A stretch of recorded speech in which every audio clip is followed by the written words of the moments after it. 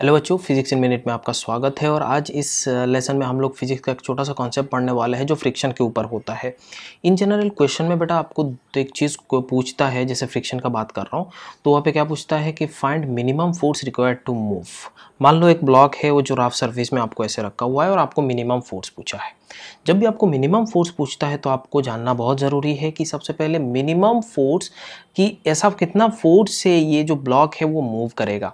जैसे कि हम लोग दो चीज़ जानते हैं, एक होता है pulling force is easier than pushing force, ये हम जानते हैं, है ना। पुशिंग फोर्स मतलब ये वाला फोर्स अगर आप लगाते हो एट एन एंगल थीटा तो आप जान सकते हो कि नॉर्मल फोर्स जो है वो बढ़ जाता है।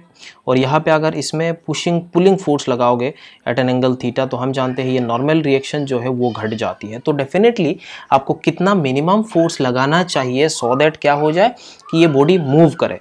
तो ये बॉडी मूव करने के लिए हम हॉरिजॉन्टल फोर्स नहीं लगाते। मिनिमम फोर्स मीन्स आपको एक इंक्लाइंड पोजीशन पे ऐसे लगाना होता है बच्चों, है ना। ये बात समझ में आ रहा है, ऐसे इंक्लाइन लगाते हैं। अगर हमने ऐसे मान लो एक ऐसे हॉरिजॉन्टल फोर्स लगाए तो ये किसको म्यू mg को करना पड़ता है। बट हम लोग जानते हैं अगर ये इंक्लाइंड फोर्स ऐसे लगाते हैं तो वो mg से, नॉर्मल रिएक्शन का जो वैल्यू है वो mg से छोटा होता है, इसीलिए हम लोग इंक्लाइंड फोर्स ही लगाते हैं, है ना। तो जब भी आपको मिनिमम फोर्स निकालने को बोले ऐसा टाइप में तो आप सीधा इंक्लाइंड फोर्स लगा दो, ये f हो गया और इधर से एक एंगल लगा दो थीटा हो गया।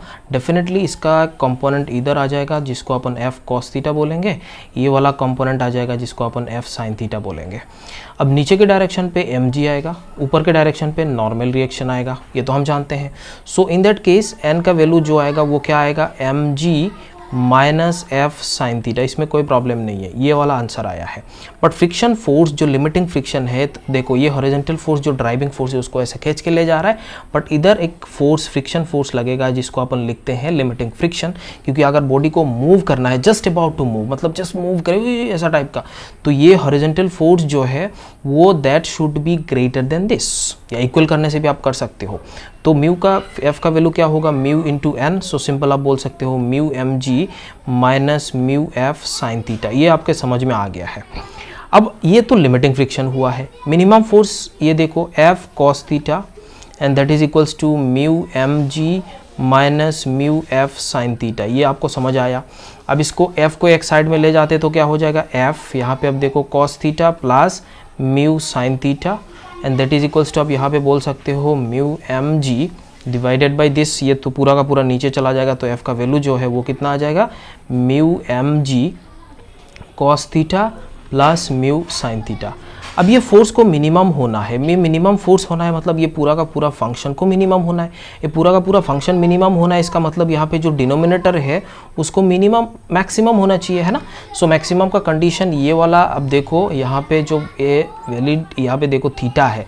सो इसको अगर हम डिफरेंशिएट करें इस वाले फंक्शन को, ये कोई भी एक फंक्शन ले लेते हैं, डिनोमिनेटर बोल लेते हैं with respect to theta.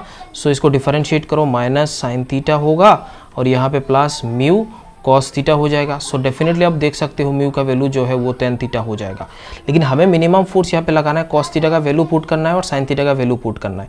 Tan theta का वैल्यू आपको दिया हुआ है, देखो ऐसे ऐसे ट्रायंगल बना लो, सीधी बात है। ये थीटा हो गया परपेंडिकुलर बाई बेस, तो ये परपेंडिकुलर ये बेस हो गया तो हाइपोटेन्यूज आपका 1 बाई म्यू स्क्वायर हो गया। अब सिंपल एफ का वैल्यू अगर आप निकालना चाहते हो तो यहाँ पे म्यू एम जी और कॉस थीटा का वैल्यू आप देख सकते हो बेस डिवाइडेड बाई हाइपोटेन्यूज, इसका मतलब दिस मच वैल्यू प्लस यहाँ पे देखो mu into sine theta. Sine theta मतलब परपेंडिकुलर बाई हाइपोटेन्यूज मतलब mu square divided by 1 plus mu square under root.